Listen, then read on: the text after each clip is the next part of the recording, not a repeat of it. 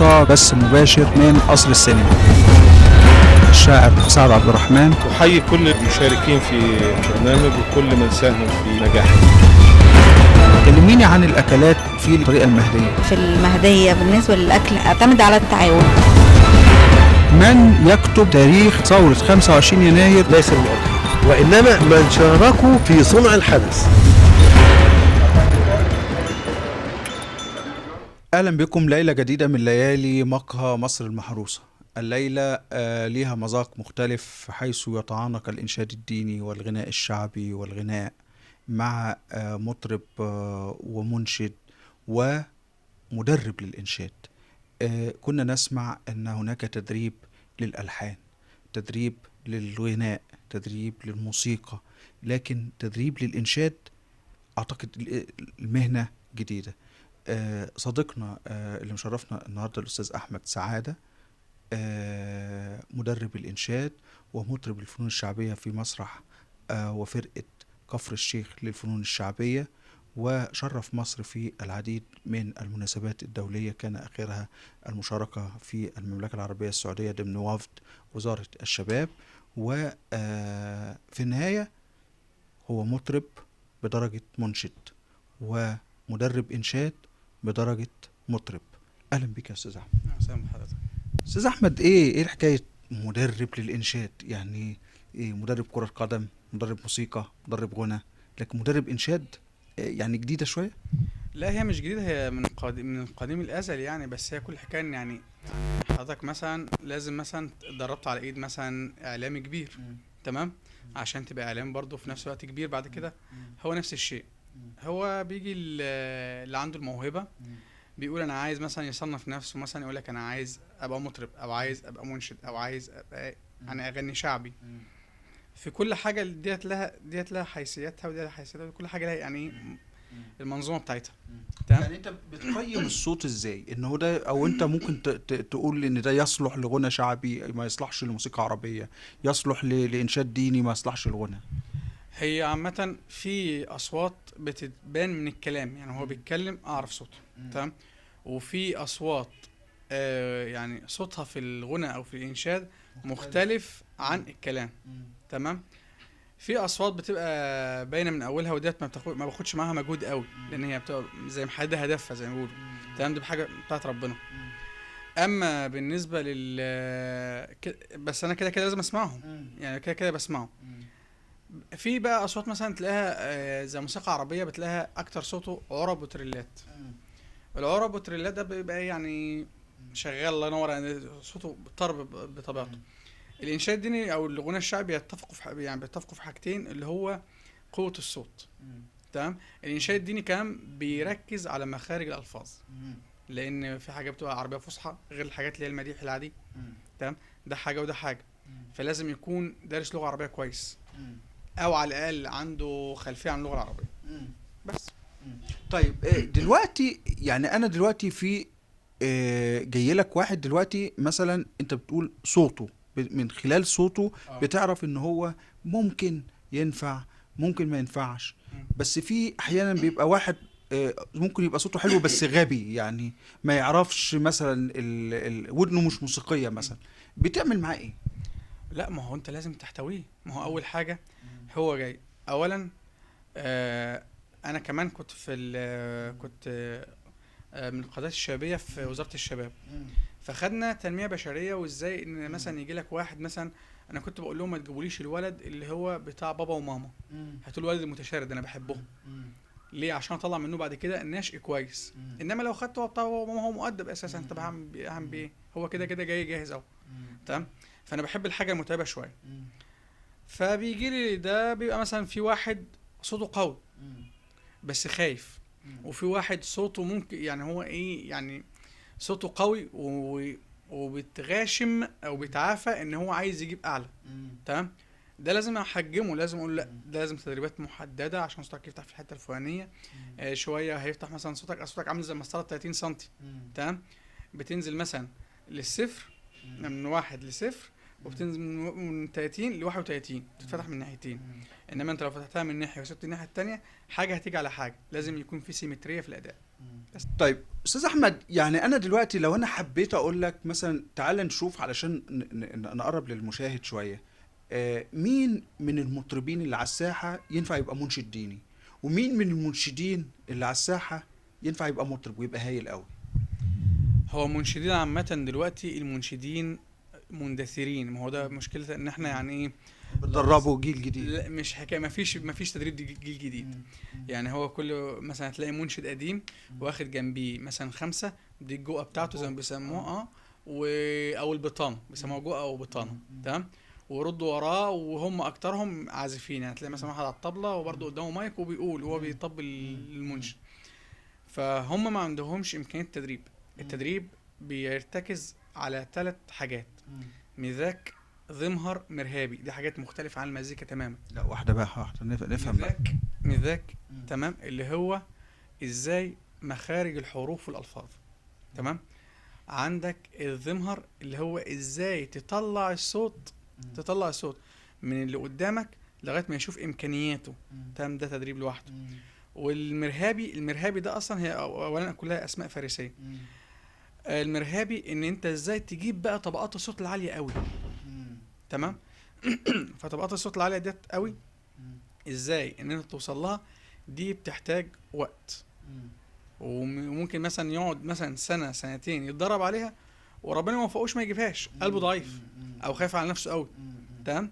احنا عندنا لما بيجي مثلا حاجة زي بقول له اجرح صوتك ويبدأ يدربه من اول وجديد.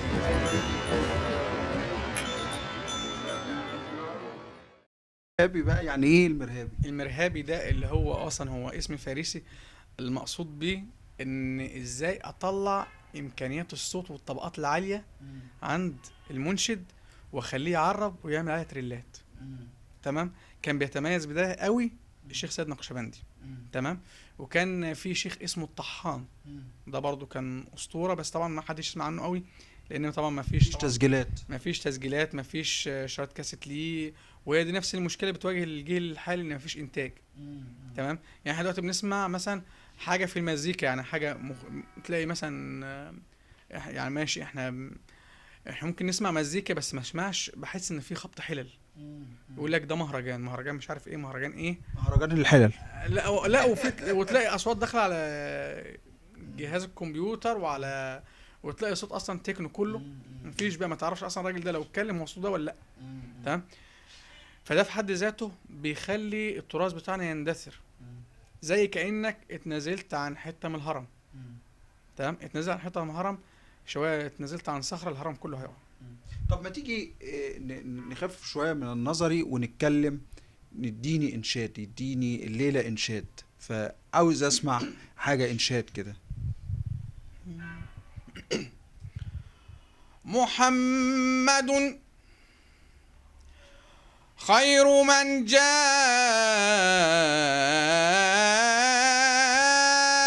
الكريم به، محمد خير من يمشي على قدمي، ومبلغ العلم فيه إنه بشر، وإنه خير الناس كلهم. اللهم صل وسلم دائما أبدا على حبيبك خير خلق الله كلهم. دعا لله فالمستمسكون به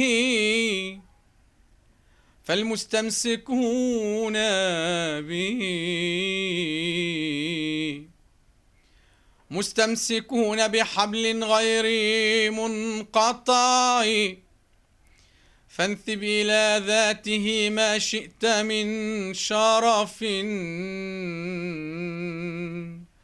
وانثب إلى ذاته ما شئت من عظم. الله. من الإنشاد للحبيب الرسول عليه الصلاة والسلام، وفي مصر الإنشاد لآل البيت، يعني آل البيت ليهم مع وضعية خاصة عند المصريين بشكل عام. يعني أنا ما أعتقدش إن في كم إنشاد آل البيت في بعض البلاد العربية أو زي مصر مثلا. مين أقربهم إلى قلبك في الإنشاد؟ مش أقربهم، هل السيد البدوي باعتبارك قريب من طنطا ولا مين؟ عندنا سيدي طلحة. هو سيدي طلحة سعيد هو أصلا من أصل تونسي، ويقال إن هو مغربي برضه. تمام. ده من أولياء الله الصالحين عندنا كفر الشيخ. في كفر الشيخ سيدي طلحة. وفي سيدي إبراهيم الدسوقي برضه. تمام. في دسوق. تمام. لأن دسوق تبع لكفر الشيخ طبعا، بس مشهور عن كفر الشيخ. فدوت اهل البيت اللي عندنا بقى ناس فرعيين، يعني مثلا موجودين برضو بس مش عندنا الشيخة زهرة. تمام. وسيدي مبارك دوت لهم موالد كمان. سيدي مبارك مالناش دعوه بحسني مبارك. لا، سيدي مبارك ده حاجة تانية. سيدي مبارك. وعندنا ناس. طيب إيه عاوز اسمع ايه في الانشاد بالنسبه لك اللي حافظه؟ هو ده اسمه ده اسمه بيبقى اسمه انشاد ارتجالي. الانشاد الارتجالي ده اللي هو بتلاقيه في المنشدين مثلا، بيجي ينشد سيدنا الحسين، بيجي ينشد السيدة زينب. سيدة زينب. بيبقى انشاد باللغة العامية، بيبقى اسمه فن تلقائي. يصنف في الآلات الشعبية بالنسبة للقصور الثقافة، في حاجة فرق اسمها آلات الشعبية. آلات الفن التلقائي. ايوه. ده بيجيب الفن من اوله، فبيبقى ده فن تلقائي. انت حافظ حاجة من المختصر المفيد؟ المختصر المفيد. في حاجات اسمعها بس ما احبش اقولها لسبب واحد. عندنا الاهتمام، انا بحب اهتم بالحاجات اللي فيها عربيه فصحى اكتر. تمام. بحيث ان ده بيفيدني في شغل اكتر وفي المخارج الحروف والالفاظ والكلام ده. اديني بالفصحى. عايز تسمع حاجه فصحى يعني؟ ما احنا سايبين حاجه فصحى. ماشي. اوكي. لا، حاجه فصحى للحسين، للسيده زينب، لآل البيت.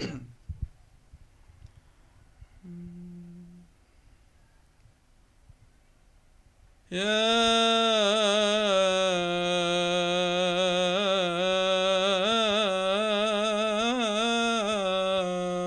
رب يا رب إني نجيت،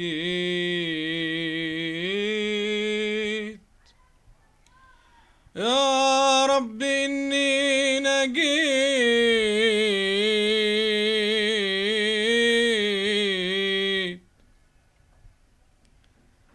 يا رب إني نجيت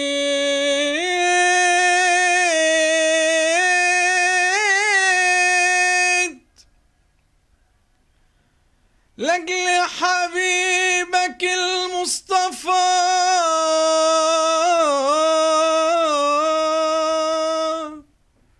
والكعبة وأهل البيت،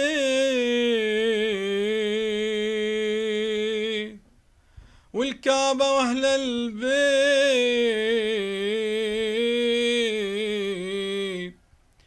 وبكل دمعي، وبكل دمعي ارتجيت.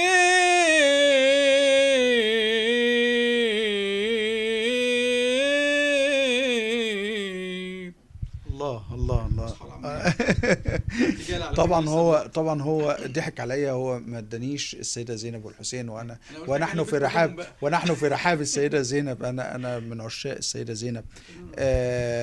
استاذ احمد، طيب من الانشاد الديني للغنى، حضرتك في فرقه كفر الشيخ للفنون الشعبيه. وانا شايف ما شاء الله حنجره هايله جدا. انا عاوز بقى نخش في الغنى الشعبي او الغنى اللي في فرقه فنون شعبيه، اللي هو تمثيل قواعد كفر الشيخ فئتها كلها يعني. يعني لا، انا عاوز يعني انا الليله انا مش عاوز اتكلم كتير، انا الليله عاوز اسمع. والناس عاوزه تسمع. فانا عاوزك يعني الميكروفون معاك، يعني نقول حاجه بدوي لان احنا عندنا نسمع بدو الحضر في كفر الشيخ. قالك ليش قالك ليش قالك ليش قالك ليش يا بنت عمي غربوكي، قالك ليش قالك ليش يا بنت عمي غربوكي، ورجعوا جديد ورجعوا غروا ابوكي، قولي لي مين قولي لي مين اللي غربوكي بكتر المال ونسيتي الأحباب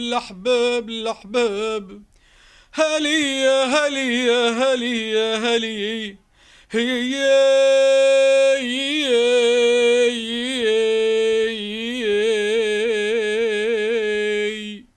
الله.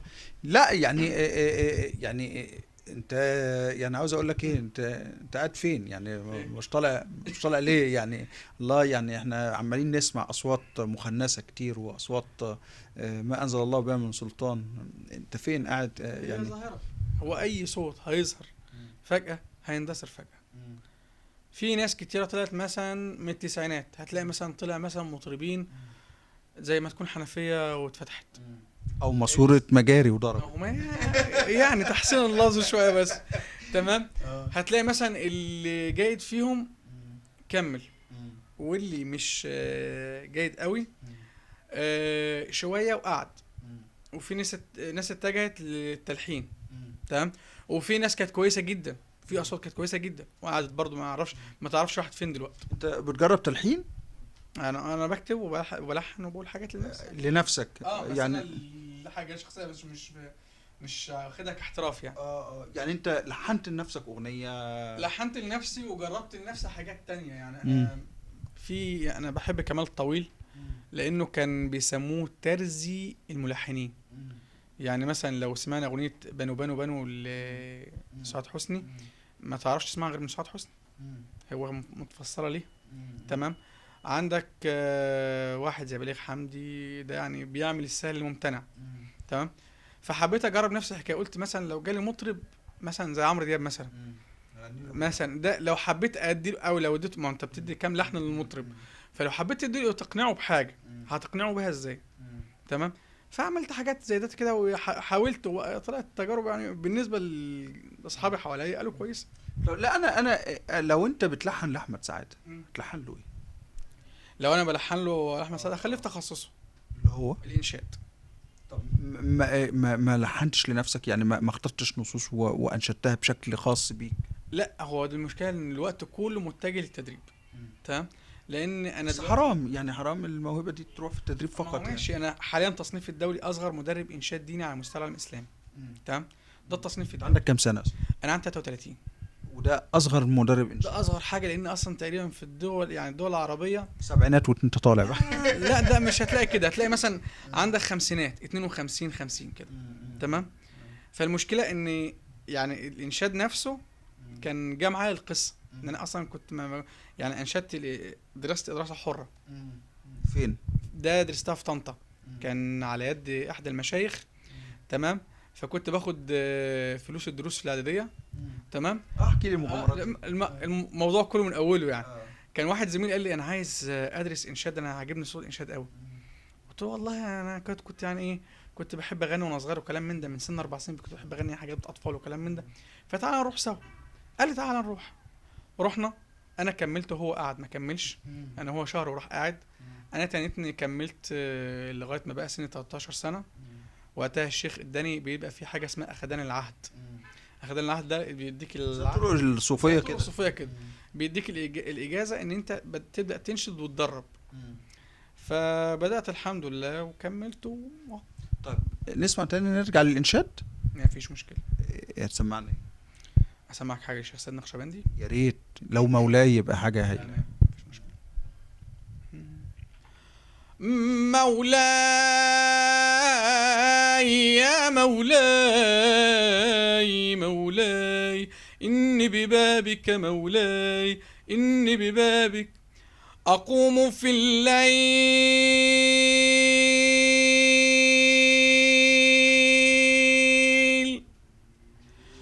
أقوم في الليل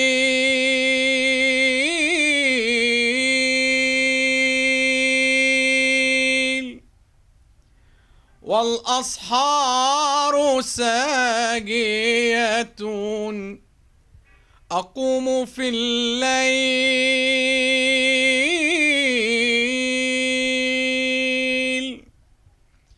والأسحار ساجية أدعو وهمس دعائي أدعو وهمس دعائي بالدموع ندي بنور وجهك إني عائد وجل ومن يعذ بوجه الله لن يشقى إلى الأبد بنور وجهك إني عائد وجل ومن يعذ بوجه الله لن يشقى إلى الأبد من لي سواك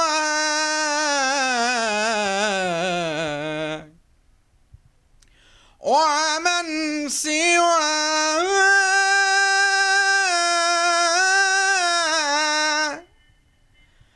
ومن سواك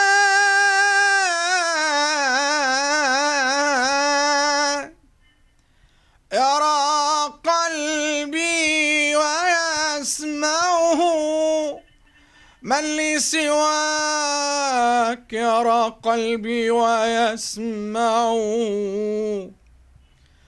تحلو مرارة عيش في رضاك تحلو مرارة عيش في رضاك في رضاك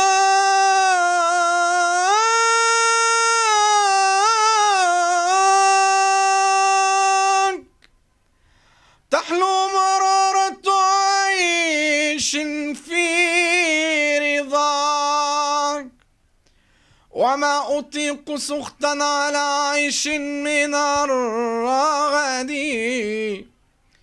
أدعوك يا رب أدعوك يا رب فاغفر زلتي كرما أدعوك يا رب فاغفر زلتي كرما واجعل شفيع دعائي حسن معتقدي وانظر لحالي وانظر لحالي في خوف وفي طمع وهل يرحم العبد بعد الله من أحد مولاي إني ببابك مولاي إني ببابك مولاي يا مولاي مولاي إني ببابك مولاي إني بباب مولاي يا مولاي مولاي إني ببابك مولاي إني ببابك مولاي. الله الله الله الله الله الله الله الله. اشرب بقى شوية شاي. يعني بهذا الصوت اللي يعني النقشبندي ما ماتش يعني، بس انت كمان لا لا لا انت قلت بروحك يعني باسلوبك يعني. انا حسيت لان انا من عشاق هذا الانشاد اسمه الانشاد ولا اسمها إنشاد ديني. انشاد ديني. يعني انا من عشاقها، وخاصه ان دي تجربه مهمه جدا عملها بليغ حمدي، ان هو لحن للنقشبندي.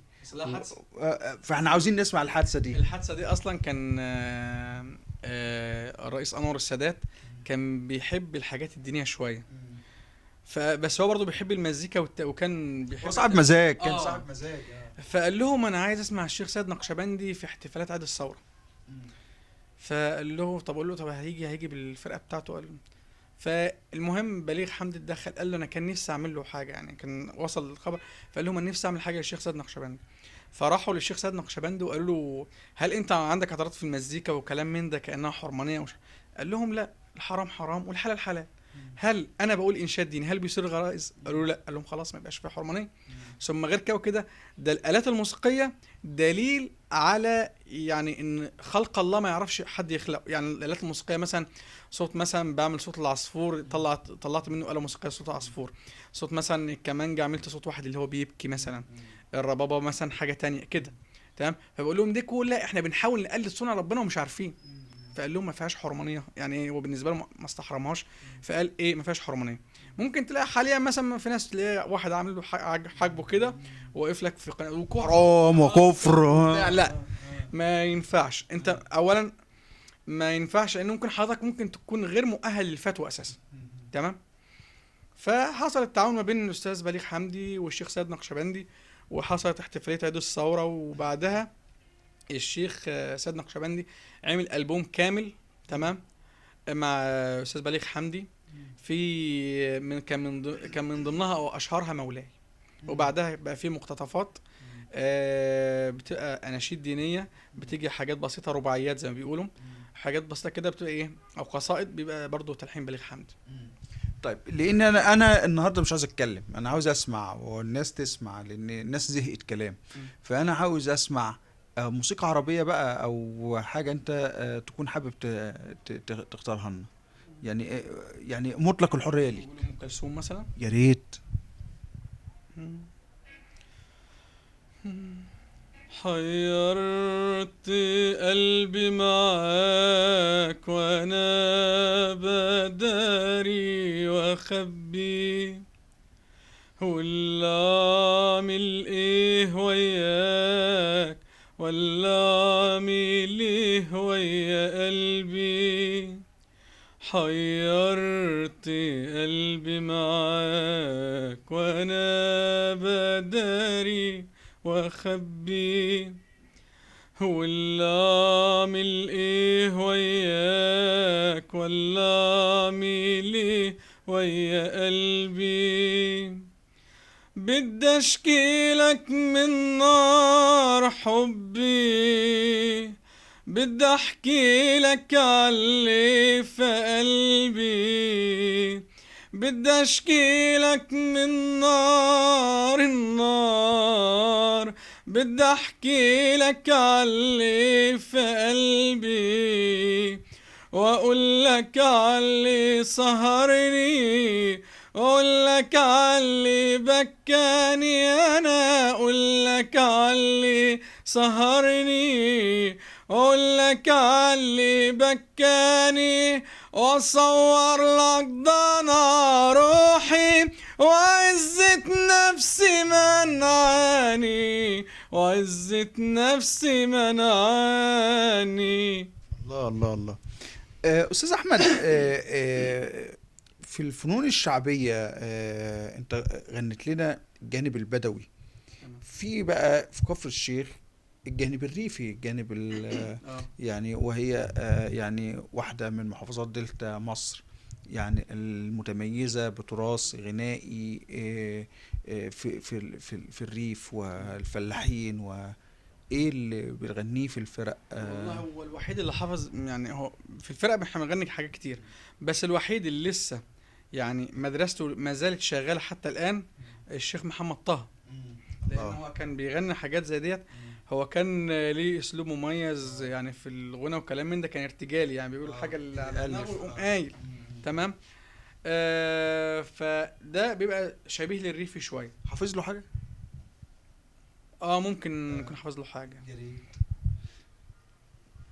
يا ليلي يا ليلي يا ليل، غزالة من الريف، غزالة من الريف بدم خفيف من عينها، عايزة تروح للحبيب لكن الأهل منعينها. غزالة من الريف بدم خفيف من عينها، عايزة تروح للحبيب لكن الأهل منعينها. ده البنت لو حبت، البنت لو حبت يبان الحب من عينها، البنت لو حبت يبان الحب من عينها. يا عم سيبك من اللي بيشيل عليك عالي، وسيبك من اللي بتمشي ومسبلة عينها. الله الله الله الله الله الله. ده بيبقى في تابلوهات غنائيه، بتبقى في تابلوهات غنائيه. بتبقى حضرتك بتحضر بتسجل وبتديهم السدهايه، ولا بتبقى في حفلات لايف؟ لا، في احنا عندنا كابتن رام مقصود مثقف، هو اصلا يعني مصمم وبروفيسور في التصميم وبيمثل مصر بره، بيصمم رقصات كتير. فهو بيجيب لنا حاجات، حتى ممكن حاجات بتبقى مثلا يعني ممكن نلاقيها عند الغرب مهتمين بيها ومحتفظين بيها ويسمعوها لي، يقوم ايه لهم ايه، طب اعمل لهم منها كوبي. تمام، فيقوم ياخدها ويجيبها لنا معاه. تمام، فاحنا بناخد الحاجات ده. كابتن ابراهيم مثلا يقول لك ايه، احنا نقول مثلا اغنيه صعيدي، احنا اغنيه بدوي، احنا اغنيه فلاحي، حاجه زي الفلاح اللي سائلنا او البدوي كل لسه، وممكن حاجه صعيدي، ممكن تقول حاجات كتيره جدا. تمام، هو بيصنف. تمام، في عندنا مثلا ازاي الخليط ما بين الانشاد والموسيقى، تمام، في شكل او في اطار رقص. تمام، الشكل او الاطار الرقص ده بيبقى مثلا عباره عن تنوره او طبلوهات زي دي كده بس. طب حضرتك الانشاد الديني يعني او القرآن الكريم، تجويد القرآن الكريم وترتيله، اللي يجوده ويرتله خاصة لو عنده صوت جيد، هي دي القاعدة الأساسية اللي تخليه ينطلق إلى أي نوع من أنواع الفنون. أنت في الإنشاد الديني هل جربت تلاوة القرآن؟ أنا جربت تلاوة القرآن، بس يعني إيه، خفت. إيه؟ هقول لحضرتك على حاجة. القرآن ليه أحكام وليه حاجات، قواعد لازم تكون ثابتة. عشان أبقى قارئ أو أقرأ بصوت كويس، ممكن أهتم بحلاوة الصوت عن الأحكام. تمام، فانا بعدت قلت لا، انا بسمع قرآن كويس قوي. تمام، وعندي الانشاد، وعادي ممكن مثلا في رمضان ممكن، او في عندك قنوات في رمضان بتبقى شغاله شويه، بتجيب قراء حلوين مثلا زي الشيخ عبد الباسط. تمام، في قنوات شغاله دلوقتي على صوت الشيخ عبد الباسط، انا بحبه قوي. تمام، لان ده برضه من الطبقات اللي ملاش حل. تمام، فانا برضه بفتح القنوات الدينيه وطبعا ايه، ساعات افتح المصحف عشان اعرف ايه هو بيقول ايه بالظبط، اقارن. تمام، دي فيها مد، دي فيها مثلا ايقاف، كلام من ده بس. وبحافظ على اللي هو ما جربتش تتلو؟ لا يعني مش ما جربتش، حاولت بس خفت قبل ما ابدا التجربه اساسا. بس انا باهل دلوقتي واحد اسمه سمير صالح. سمير صالح ده عشان ما لقب ما يطلعش من مصر، اللي هو اصغر مدرب انشاد ديني على مستوى العالم الاسلامي. بدرب سمير ده. سمير حافظ كتاب الله بالكامل. تمام، صوته فيه مشاعر راشد كتير. تمام، وسمير يعني حافظ كتاب الله، فقلت كويس ان هو حافظ كتاب الله، لانه سهل عليه التدريب بتاعه، لانه حروفه مظبوط. انت قلت مثلا ان الصوت اللي بيجي لك او بتسمعه كالجواهرجي كده، بتقول ان دي كويسه، نشيل منه التراب، نشيل عليه التراب بس هيبقى كويس على حسب ما هو عايز، لانه ممكن ما يكونش عنده الاستعداد. يعني ممكن يكون هو كويس قوي بس ما عندوش استعداد. يعني هل انت قابلت ناس مثلا صوتها حلو قوي بس جداً هو مش جدا لو طلعت على الساحه الفنيه ممكن، يعني مش هقول اصلا ما احبش حكايه انه قاعد فلان في بيته، لا، تثري الحاله الفنيه بس. طب امال ايه اللي احنا شايفينه على الساحه دي؟ يعني شوف انت لما بتغني محمد طه رجعتنا للفن الشعبي الجميل، مش بحبك يا حمار والعنب العنب. لا، ما هو اقول لحضرتك على حاجه. ما هو احنا لو بصينا على بحبك يا حمار هنلاقي شكوكو غنى برضو، ما هو كان مغني شعبي ومن لوجيست، غنى خليكوا شاهدين يا بهاي. تمام. ده غنى اغنيه. تمام. وفي عندنا مثلا اغاني كتيره، مثلا غنت شاديه. شبشب الهنا يا ريتني لا، كنت شاديه نفسها غنت حا يا حماري شي يا حماري. تمام. هي على حسب، كان الاغنيه في فيلم، فما اقدرش احكم قطعها عليه. من سياقها. فمادام في السياق درامي ما تقدرش نحكم عليها. انما مثلا من مدبولي في مولد يا دنيا لما اغنيه الحصان دي يعني. ده اللي انا اعلمه ان كان الاغنيه اتسجلت وعبد المنعم مدبولي قعد غير، عمل المشهد ده حوالي 13 مره، كل مره بطريقه مختلفه. ده برضو يعني ناس من ضمن الناس. يعني عبد المنعم مدبولي ده لو كان عملنا له مدرسه او اكاديميه للتمثيل، تمام، ودخلناه فيها، تمام، عبد المنعم مدبولي مع الثراء الفظيع اللي هو فيه ده، تمام، ما كانش بيدرس في معهد التمثيل، تمام، ما عندي خبرات كبيره. وبعدين محمد عبد الوهاب بيلحن لعبد المنعم مدبولي. لا، ده حاجه، ده يعني عادي بقى. يعني شوف صوت عبد المنعم مدبولي يعني في الصوت الطرب ما يعني مش حلو، لكن شوف كصوت مؤدي يعني حاجه. لا، انا ما اعرفش الاغنيه دي تحديدا كانت الحانها محمد ابو وهاب ولا مين بالظبط. لا انا بشكل عام. انما انا بتكلم في حاجه ان احنا ما عندناش نظريه اللي هو ازاي استفيد بامكانيات اللي قدامي كلها. يعني ما عنديش مثلا صناعه النجم، يعني صناعه مثلا اعلامي كبير، تمام، طيب هيقدر يدي مثلا لسين وصاد وعين وغين ايه، تمام، هو لما هيديهم ده هم هيبتدوا منين؟ من مطرح ما هو انتهى، تمام، او مطرح هو وقف، تمام، فده هم بيكملوا، كل واحد بيسلم الراي اللي جاي بعدين. فاحنا ما عندناش عامه في مصر ما عندناش الحكايه دي. يعني بالنسبه للموسيقى العربيه، لو احنا داخلين في موسيقى عربيه او الانشاد او كلام من ده، هو المفروض ناخد احسن اصوات. مثلا انا مثلا من كفر الشيخ، ناخد احسن اصوات في في الفرق الموسيقيه المحافظات كلها، نعمل منتخب مصر للفنون. بس ده كان موجود بشكل ما. بس هقول لحضرتك على حاجه، ما خدش الضجه الاعلاميه، تمام. يعني مثلا في برامج كتير، انا مش هقدر اقول اسامي برامج عشان ما يبقاش دعايه، في برامج كتيره دلوقتي موجوده، وتلاقي جايبين فنانين عشان يختاروا نجم، ومش عارف ايه، وشويه هتلاقي النجم ده مثلا يظهر له سنه اتنين ما تلاقوش، تمام. فده كان من ضمن الحاجات برضو اللي هي ايه، هو مبادره كويسه، بس مهم استكمالها. الدوله فين؟ انا يعني مش بقول الدوله تتكلف ده، لا بالعكس، احنا من قديم الازل الحاجه الوحيده اللي بنصدرها او مميزين في الفن، تصدير الفن، تمام. قوة مصر الناعمة في الفن والثقافة في العالم كله بالفن. طب أستاذ أحمد، لو إحنا حبينا نغني صعيدي، أنت ما عاوزين نسمع صعيدي عشان الصعايدة ما يزعلوش مننا.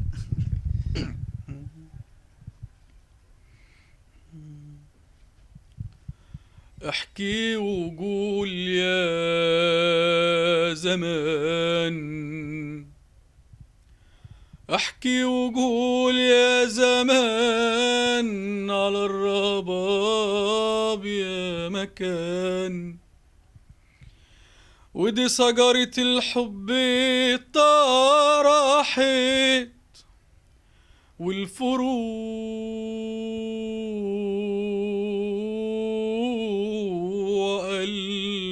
ألوان، والجيزة باب الصعيد،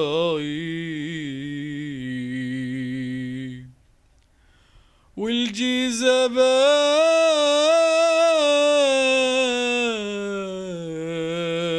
الصعيد، لحد أسوان،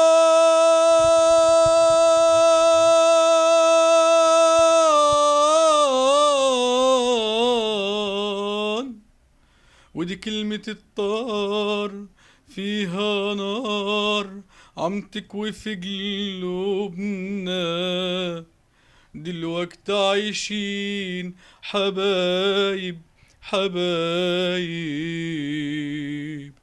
في سلام وامان.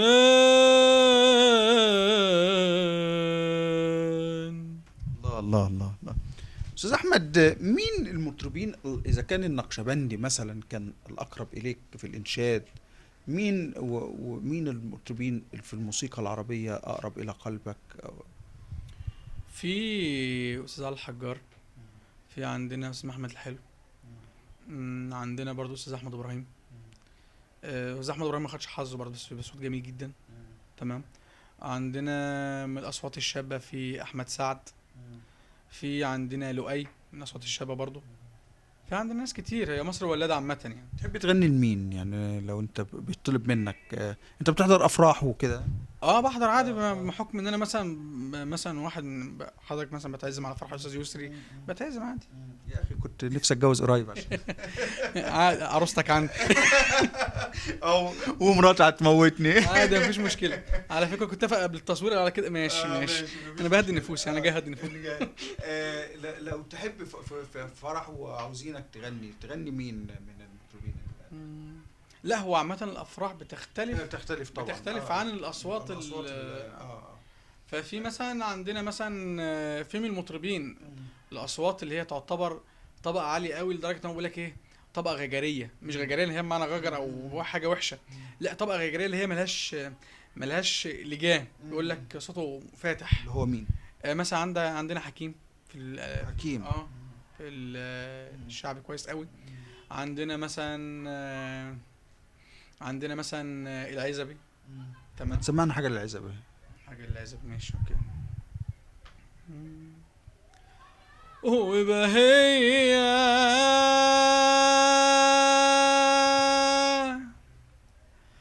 وعيون بهية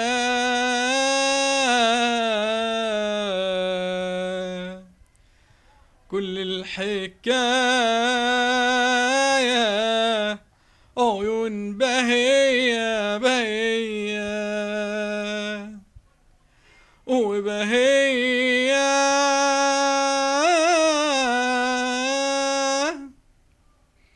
وعيون بهية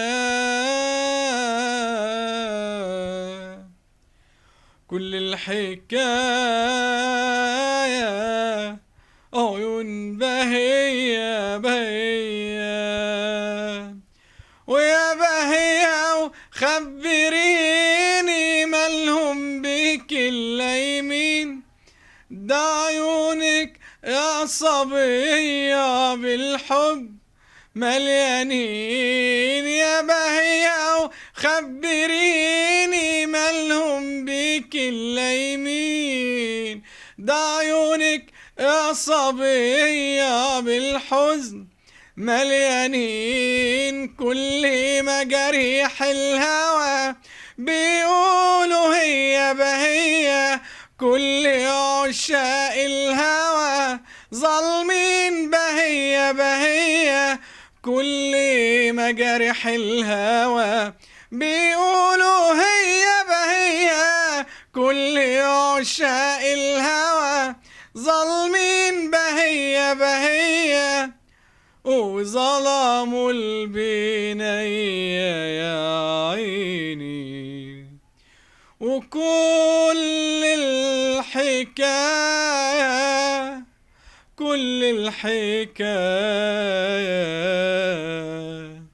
عيون باهية.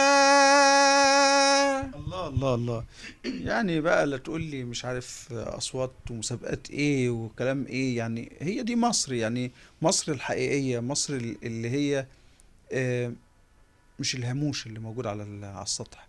الهاموش بينمو لما تلاقيش حد بيحافظ على التراث.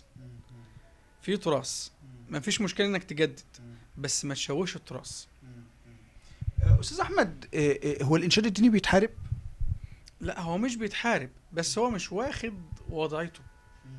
يعني عندنا قنوات دينية، وعندنا إذاعة قرآن كريم، وعندنا يعني أعتقد أن هذه الساحات لم تكن موجودة من قبل يعني، ومع ذلك الإنشاد الديني وقراء التلاوة القرآن الكريم المصريين ما بقوش موجودين على الساحة، وبقى فيه هجوم من قراء السعودية وبعض هو مش دول هجوم يا الخليج. جماعه، هو كل واحد بيجتهد، بس احنا دخلنا في خاصيه الخلجنه.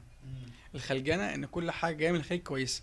يعني مثلا لو بجيب شاي من الخليج احسن من الشاي اللي في مصر، الكنزايه في الخليج احسن من الكنزايه اللي في مصر. عقدة الخواجة لا الخليجي بقى عندنا دلوقتي. عقده الخواجه دلوقتي بقى عقدة الخليج. انما دلوقتي عقده الخليجي اي حاجه مثلا تلاقي مثلا ايه غير كده وكده. يعني مثلا هنلاقي مثلا بلاد الشام زي سوريا مثلا جابت المسلسلات التركي وعملتها دلوقتي مثلا دبلجتها وتمام بقت اللغة الشامية هي موجودة. وموجوده تمام. عندنا مثلا يعني احنا دلوقتي حصرنا ما بين اتنين. طب انت دلوقتي بتاخد الدوبلاج بتاعك دوبلاج سوري والدراما بتاعتك تركية. طيب كان قبل كده الدراما السورية، ودلوقتي انت بقيت فين؟ دي المشكلة. انت بتخرج عن الساحة، انت بتخرج عن الساعة، او من الاخر يعني انت ماشي تم ازاحتك. ماشي في مضمار واحد فبيخبطك كتف ويطلعك بره. هو مش قصده ان هو يخبطك كتف، بس هي منافسة. المنافسة الاشطر اللي تقدر تجادل لغاية فين. ما بقولي احنا حافظ على التراث تمام، بس في نفس الوقت نجدد تمام. يعني السوريين مثلا لما جم مثلا هم احسن صناعه في المنسوجات بعد تركيا بنلاقي مثلا سوري تمام. هم خدوا خبره زي دي وعملوها. مثلا دلوقتي الدبلجه اللي حصلت، هل الدبلجه دي هم جايبين اللغه العاميه السوريه، مش جايبين اللغة حتى الفصحى ولا لا اللغة؟ لا لا لغه عاميه سوريه خالص وعمالين بيتكلموا بيها تمام. هل احنا ما عندناش ده؟ احنا من قديم الازل بنعمل افلام كرتون وبندبلجها، مش بندبلجها بنحط عليها اصوات. لا، وكان قبل يعني كده اللهجة أصوات العامية موجودة. المصرية اللي هي اللغة السائدة في العالم العربي كله بواسطة الفن. مع المشكله ان مثلا حتى تلاقي مثلا اصحاب قنوات خاصه او اصحاب شركات خاصه عايزين يدبلجوا، فلما بييجوا بيدبلجوا ما تزعلش مني في اللفظ بغباء. اللي هو ايه بقى؟ ان هو مثلا يجي يدبلج فتلاقي اللغه مش اللغه العاميه، لغه ركيكه عن العاميه كمان. استاذ احمد، يعني لو انا جاي لك دلوقتي وبقول لك انا عاوز، او بلاش انا جاي لك انت سمعتني، انت ممكن تقول الصوت ده كويس ولا الصوت ده وحش؟ يعني تعالى نعمل تجربة عملية. انا قدامك اهوت، انا صوتي وحش، انا حاسس ان طول عمري صوتي وحش. هل انت ممكن تقول لا انت مش واخد بالك، لا صوتك ممكن ينفع كذا او ما ينفعش كذا؟ صوت حضرتك هقول صوت حضرتك اعلامي شويه، اللي هو الصوت اللي هو يعني رخم شويه تمام. بس لو ضربها طبقات عاليه يجيب الطبقات العاليه. يعني انا ممكن ابقى زي مين كده؟ يعني ممكن توصل مثلا لو ضغطت على نفسك شويه ممكن تجيب جوابات عاليه، بس مش يعني هتوصل ايه. ممكن تاخد نفس اللون او السكه بتاعت الشيخ سيد، بس مش هتاخد طبعا نفس طبقات، لان طبقات ده والحمد لله حاط ماسوره ميه مش حنجره عاديه دي خالص تمام. فدي حاجه انما صوت حضرتك صوت كاعلامي كويس لان صوته مليان. لا أنا سيبني من الاعلام. احنا دلوقتي انا جاي لك، انت مدرب انشاد ومدرب غنى يعني بالتبعيه. انت ممكن تاخدني تعمل فيها ايه؟ الخيمه دي تقدر تعمل فيها ايه؟ لا ده اول حاجه هنركز على مخارج الحروف تمام، اللي هي بايظه. يعني مثلا هنشوف مثلا مخارج الحروف اللي فيه حاجه مثلا في حرف كذا وفي حرف كذا نبدا نتدرب عليه تمام. الصوت خلاص انا عرفت خامته خلاص، مش هتكلم فيه تاني خلاص. ايه بتبقى الاساس طبعا. يا ينفع يا ما ينفعش. لو ينفع خلاص يكمل، ما ينفعش خلاص ممكن ربنا يوفقك في حاجه تانية. هل انت بتجملني دلوقتي وبتقول ان ينفع؟ درجات ما ممكن اجمل، مش هجملك. هقول لك على حاجه، قول حرف الدال والت. دال ت. شفت انت قلتها ازاي؟ دال ت. شفت الت عامله ازاي؟ ت مش ت واضحه تاء تمام. هو بس هي دي عامه لهجه مصريه، تلاقي هم ت المصريين بيقولوا ت. وتلاقي مثلا واحد يقول لك ايه يا اخويا ومش عارف ايه وكلام زي الاسكندرانيين. لهجه ايوه مش عارف يا اخويا. مش مقصود بقى ان مخارج الحروف بايظه، لا هي لهجه تمام. فدي ممكن تكون مثلا مأثره على ايه الحروف، بس واحده بواحده بتتعالج. مش بدليل ان حضرتك اعلام فمش هينفع اعلام مثلا نقول ايه لا ينفع في كذا استاذ كذا، لا استاذ كذا، ده يبقى حاجه، ده يبقى جايه واسطه. طب ما اذا كان عبد الوهاب بيقول لا بس عبد الوهاب تصنيفه هو كان دي كانت احلى. لا هو كان بيصنف نفسه ايه كملحن، بيقول لك انا ملحن. لا انا بتكلم في غنى عبد الوهاب. غنى عبد الوهاب هو بيقول لك ايه، انا ما حدش يلحن لما اغني، لان هو يعني عارف هو بيداري الحكايه ازاي. يعني ما حدش يعرف حرف الاث ده غير اللي يركز فيه قوي تمام، او اللي مثلا خد مثلا كم يعني شاف ابو وهاب وهو بيتكلم مثلا في الافلام فخد عليه دي. تمام. انما هو عامه هو ملحن. طب ما تسمعنا بحاجه لعبد الوهاب بقى.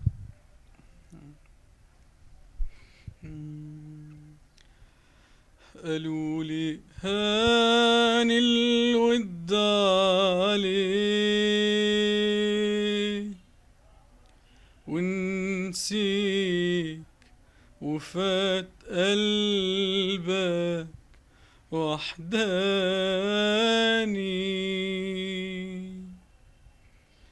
رديت وقلت بتشمتوا ليه، كان افتكرنا عشان ينساني،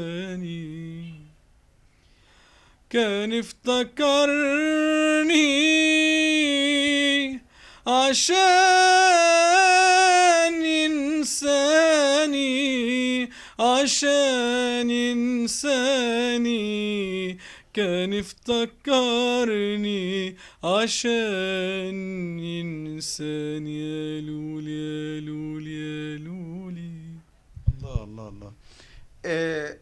استاذ احمد، التلحين يعني قريب من الانشاد، يعني من التدريب على الانشاد، او يعني موهبة الانشاد. يعني الانشاد بيبقى معظمه تلقائي، يعني هو بياخد مقاطع شعرية بالفصحى من البردة لغيره وبيبدأ هو بيقولها بطريقته.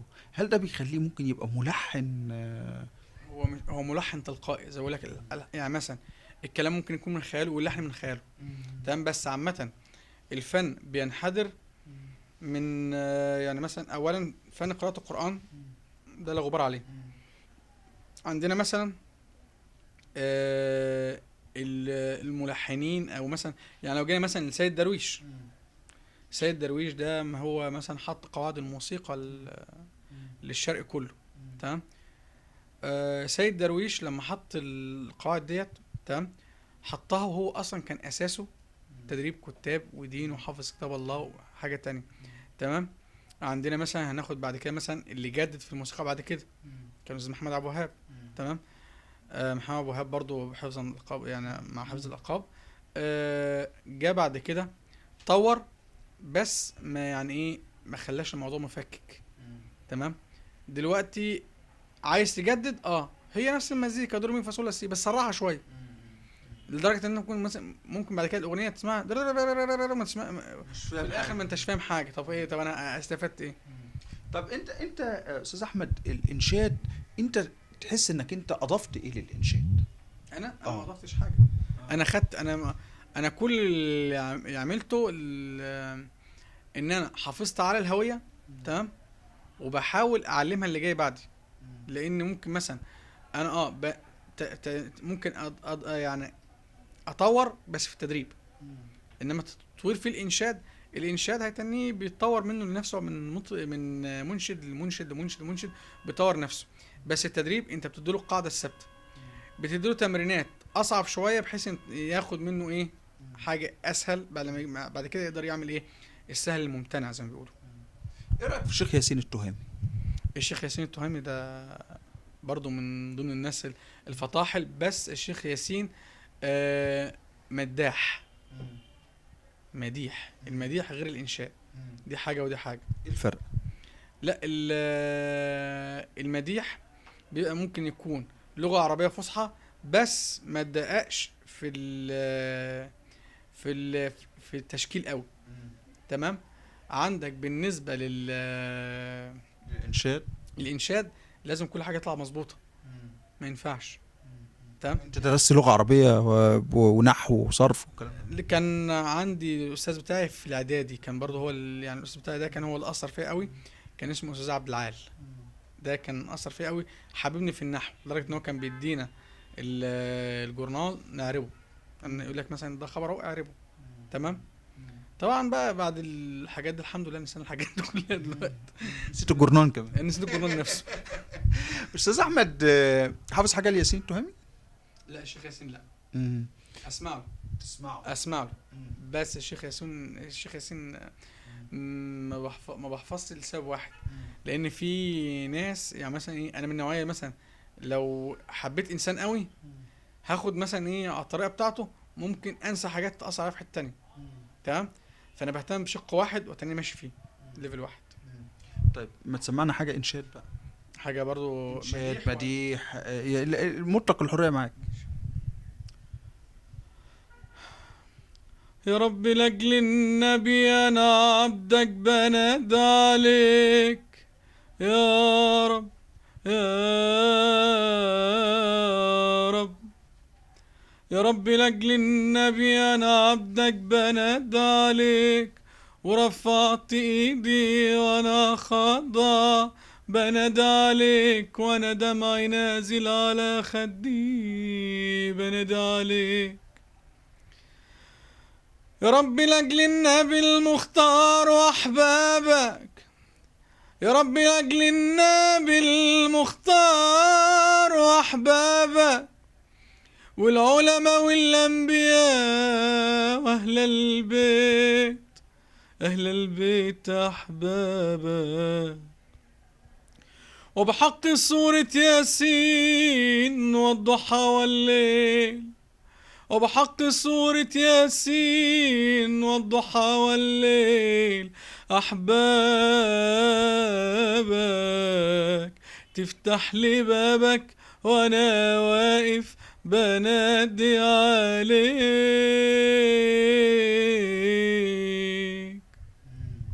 استاذ احمد، هو يعني انت لو حد جاي عاوز يتعلم غنى تعلمه برضو ولا انشاد بس؟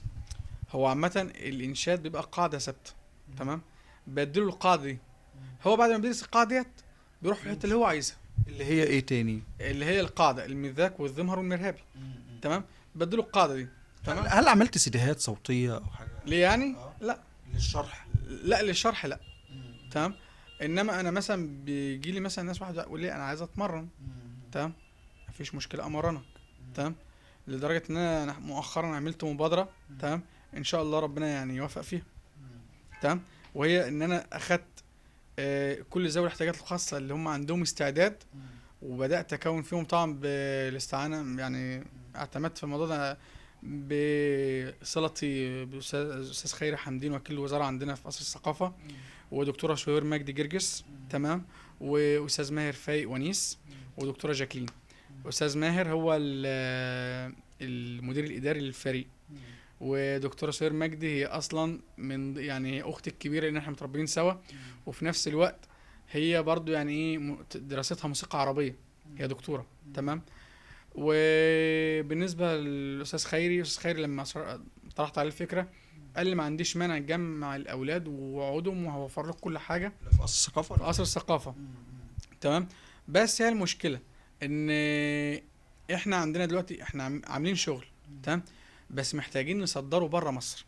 طب ما تيجي نعمل مبادرة مع بعض، يعني احنا كمجلة مصر المحروسة والمجلة تابعة للهيئة العامة لأصول الثقافة، وفي قصر ثقافة كفر الشيخ تابع للهيئة العامة لأصول الثقافة، ما تيجي نعمل علمك ده في التعليم نعمله مسجل، واخد بال حضرتك، نسجله فيديو وانت بتشرح وبتعلم وكده، بحيث نحط الحاجات دي على النت، فتبقى الفايدة تبقى كبيرة جدا. انا ما عنديش اي مانع، ما عنديش اي مانع، ويا ريت يكون السيد وزير الثقافة برضو سامع الحوار ده او هيتعرض عليه اذا كان اللقاء مسجل. فبقول لحضرتك لو اتعرض عليه الموضوع ده انا ما عنديش اي مانع، تمام. وفي ناس عندي ما عندهمش اي مانع، الدكتوره سوير برضو ما عندهاش اي مانع، لان الدكتوره سوير كان معروض عليها انها تمسك فرقه موسيقى عربيه كفر الشيخ. طيب انا رفضتها ومسكت، قالت لا انا هخليني مع المعاقين. قلت لها طب دي بمقابل مادي ودي مش قالت لا انا متحمسه، سمعت الاولاد قالت لي متحمسه لدول اكتر من دي. جميل. ما تيجي يعني انتوا في كفر الشيخ مثلا، لو انت معاك المجموعه وسجلت بكاميرا فيديو، واخد بالك، واحنا هناخد التسجيل او السداهيه وهنزعها، او وانت كل ما تيجي القاهره تشرفنا نسجل حلقه، واخد بالك، كيف مثلا تغني او كيف تتعلم كذا، واخد بالك، الحلقه الاولانيه، الحلقه الثانيه، الحلقه الثالثه، بحيث ان احنا ندي زي ما كنا يعني في ناس بتعلم القرآن عن طريق قراءة القرآن وكده، فاحنا مشروع. فنبقى على سيديهات، يعني هنحطها على النت. اللي عاوز يتعلم انشاد ديني هيجي الحلقة الأولى كذا، الحلقة الثانية. نعمل مبادرة اسمها تدريب الإنشاد الديني عن بعد، يبقى كويس قوي. تمام، زي بنعلم مثلا القرآن عن بعد، يعني مثلا عن طريق شاشة التلفزيون أو النت. برضو ناس ممكن نعمل المبادرة دي، بس هو كل حكاية مثلا بالنسبة لي أنا مش هقدر أنزل القاهرة كتير.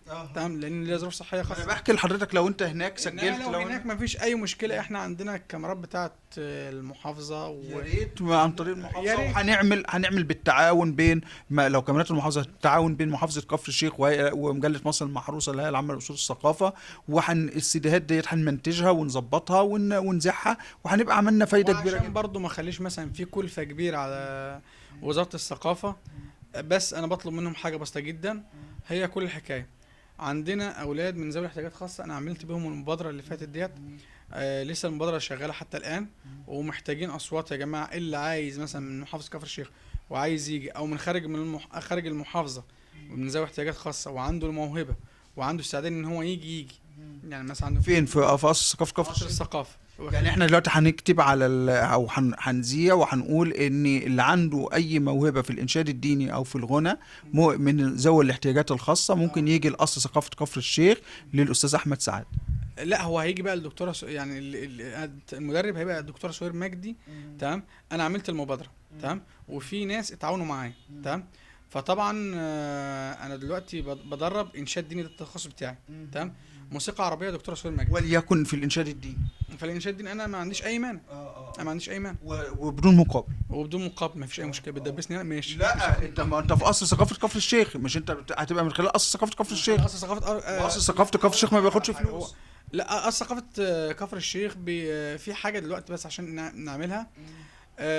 دلوقتي احنا محتاجين، ماشي احنا عملنا المبادرة والفرقة جميلة وزي العسل. اعتماد الفرقة لا، ما عليك باعتماد الفرقة، ده برضو الوزارة ممكن توفره. بس هل انت مثلا جيت قصر الثقافة بتغني مثلا للأستاذ يسري، كل مرة بتغني للأستاذ يسري، فين دلوقتي؟ لا، مش فين انت، فين تصدير الموهبة دي لبره؟ احنا مش عايزين يا جماعة نغني لبعض. طب ما هو انا عايزين نغني للناس اللي ما يعرفوش عننا حاجه. يا استاذ احمد، يعني احنا، ما انا بطرح المساله من خلال ادم مجله الكترونيه. احنا مجلتنا مجله الكترونيه، فالمجله الالكترونيه احنا بنطلع الحاجه دي ونحطها على النت، كل الدنيا بتشوفها. يعني احنا كنا عاملين مقهى في رمضان اللي قبل اللي فات في قصر ثقافه الجيزه، كنا بنبثه على الهواء مباشره، فكان لينا مشاهدين في دول اوروبيه ودول عربيه بيتفرجوا عليه. ثانيا الحاجه لما بتبقى على النت يعني بتقعد كتير جدا بتتشاف، يعني ممكن في برنامج تلفزيون. حضرتك انا بخاطب دلوقتي الهيئه. انا مش عاوز اخش. بص ما تدخلنيش في السكك اللي انت عارف انها مش هتمشي. احنا دلوقتي ما علينا الا ان احنا نسجل ونحط على النت. لمين؟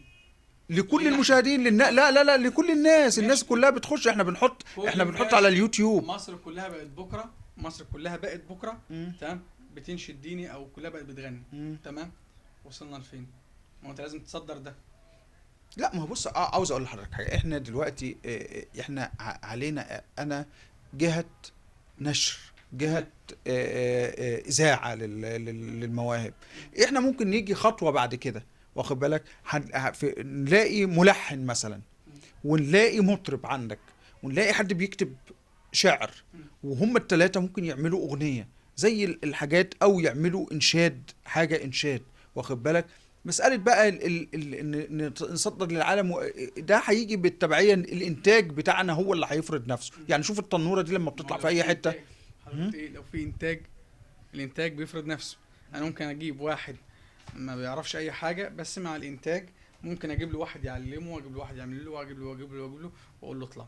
تمام، فدلوقتي احنا ما يبقاش عاملين زي ايه، زي احنا عندنا مثلا مكنه بتعمل دباديب.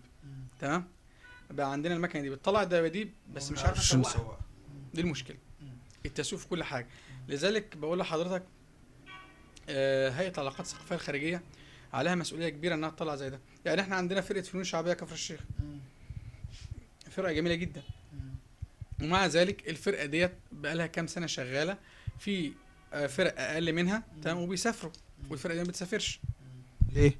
والله بقى ده حاجه يسال عنها هيئه العلاقات الثقافيه الخارجيه، مش انا اللي اجاوب عليه. طيب ما انت مش عايز تجاوب، اعمل لك ايه؟ انا هقول لحضرتك على حاجه، لو اعرف السبب كنت جاوبت. كان تمام؟ بطل العجب. بس ما هو احنا متعجبين من ده. هو نفس الشيء بالنسبه، احنا عندنا مثلا منتخب مصر لذوي الاحتياجات الخاصه بالنسبه للمعاقين في الرياضه. فين المنتخب ده بالنسبه للفن؟ مفيش. عندنا منتخب مصر في الكوره، فين المنتخب ده بالنسبه للفن؟ تمام. نسمع، هتسمعنا ايه؟ نسمع ايه؟ اللي انت عاوزه، فن شعبي، موسيقى عربيه، اللي انت موسيقى عربيه، فن شعبي. اقول لك حاجه شعبي برضو يعني.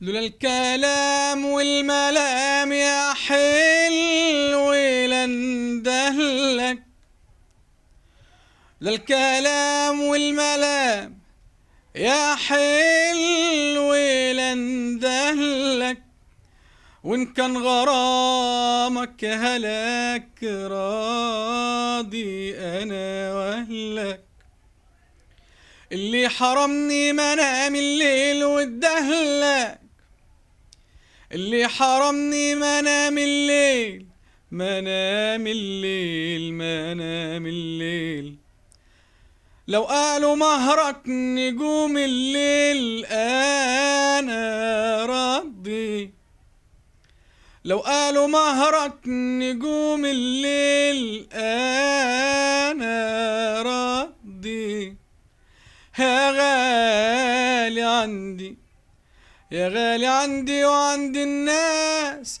يا غالي عندي وعند الناس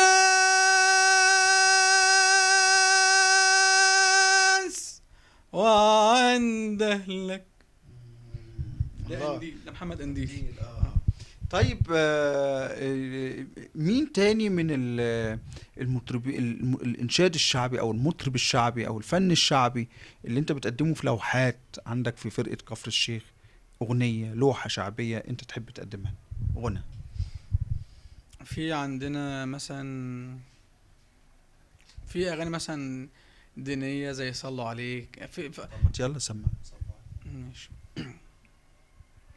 صلوا عليه، صلوا عليه النبي العربي، صلوا عليه، صلوا عليه، صلوا عليه النبي العربي، صلوا عليه، يا هنا اللي راحوا جبل عرفات ويشربوا من زمزم شربات، يا هنا اللي راحوا جبل عرفات ويشربوا من زمزم شربات، ركبوا بواخر والطيارات ويزاروا النبي وصلوا عليه، صلوا عليه، صلوا عليه النبي العربي، صلوا عليه، نور النبي زين السكة، سيدنا الحوس اللي طارق مكة، نور النبي زين السكة، من كفر الشيخ لطارق مكة، يا رب توعدنا بحجة ونزور النبي ونصلوا عليه، صلوا عليه، صلوا عليه النبي العربي، صلوا عليه، صلوا عليه، صلوا عليه نبينا العربي، صلوا عليه. بنصلي عليه. انت حافظ اغنية احمد سعد بتاعت مسلسل شارع عبد العزيز اللي هي بتاعت العمر اللي انفرم انا اصلا مش متابع قوي. لا بس هو اغنية جميلة، اغنية بس هو احمد سعد عليه يعني. هو بص فنان كويس قوي، يا ريت نستغله، يا ريت نستغله. استغلك الاول. ايه؟ لا انا خلاص كده مش مشكله. هو طيب علي الحجار حافظ له ايه ممكن تحب تغني؟ في عندنا مثلا الايام، ايام ورا ايام ورا ايام، للرحال الرياح بتهدى ولا الرجا بينام، ماشي في طريق الشوك ماشي ماشي، لكن قلبي مطرح ما ترسي خطى يبدور الأحلام، والعتمة صور والنور بيتوارى، وش للفجارة في زمان النوح، والعتمة صور والنور بيتوارى، وش للفجارة في زمان النوح، متى تخط النور يا نوارة ويهل عطرك عالمكان ويفوح، وظهرنا ينجام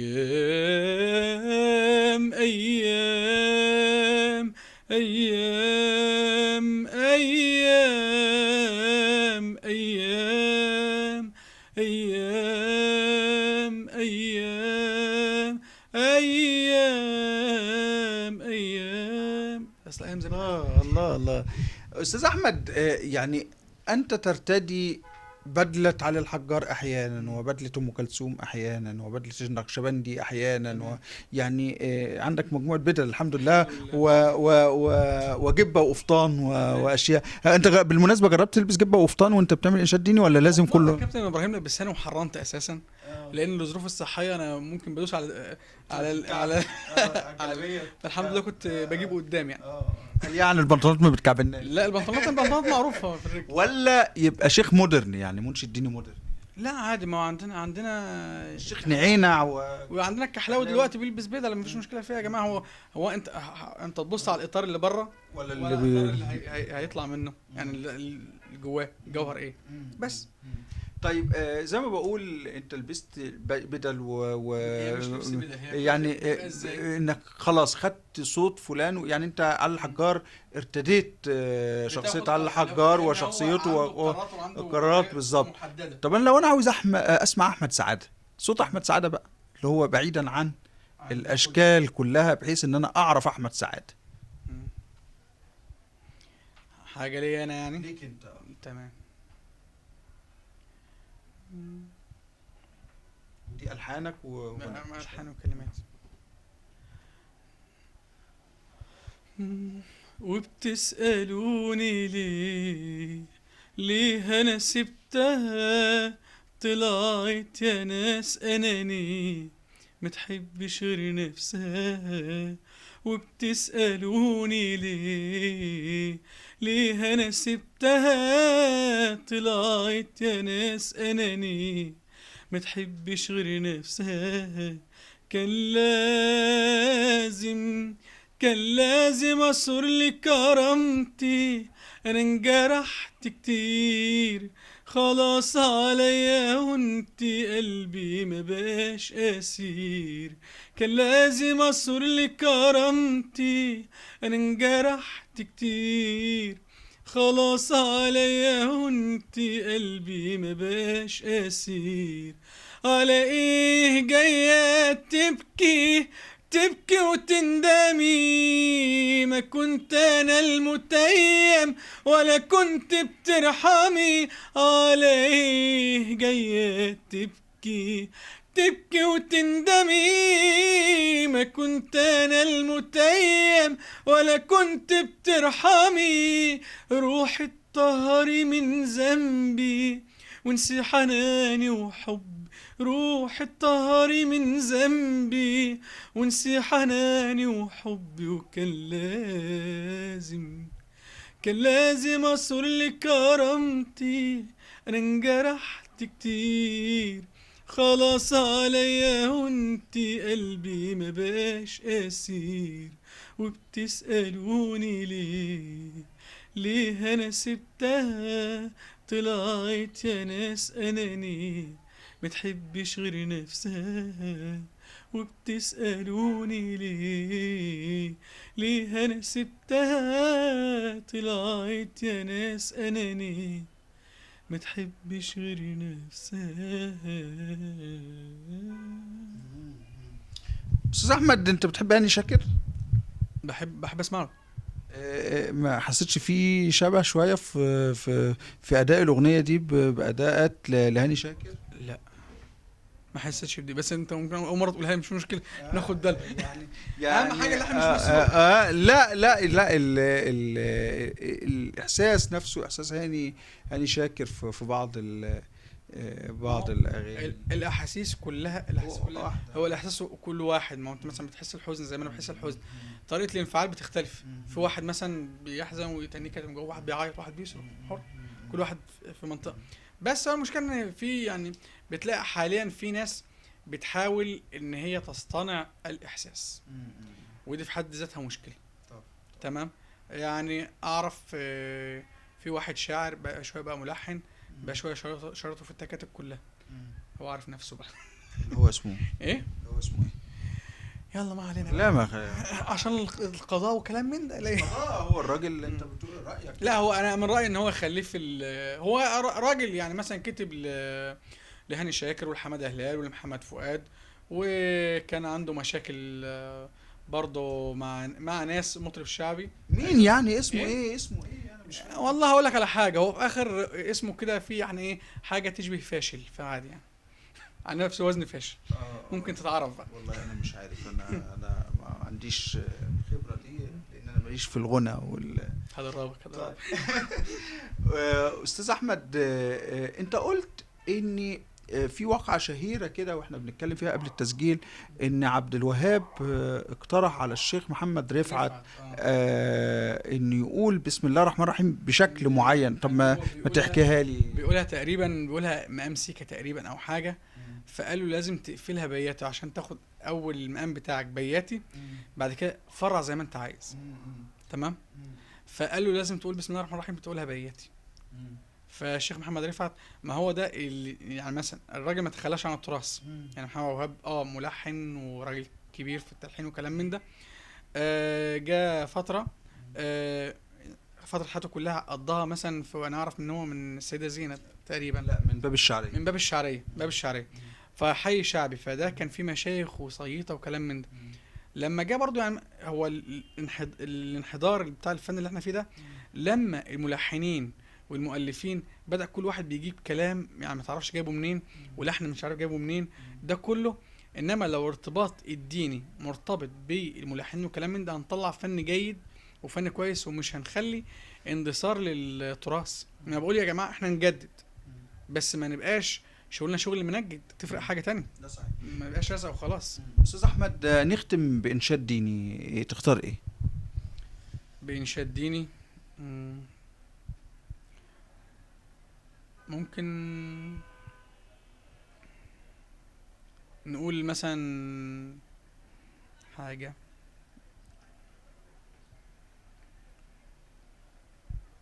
يا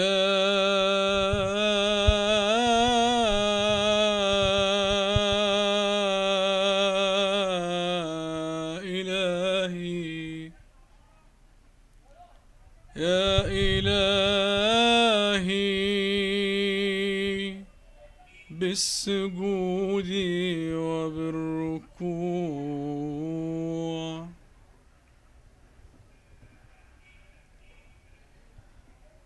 تظرف عيوني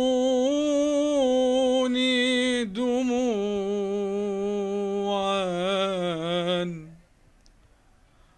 تظرف عيوني دموعا من الخشوع.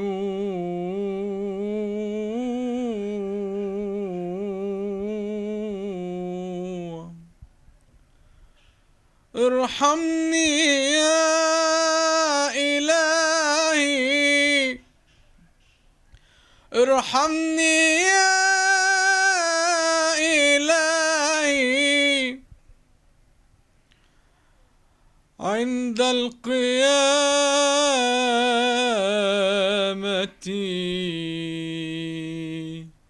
فإليك أنت إلهي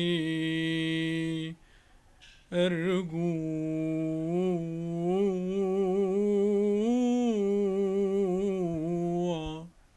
الله.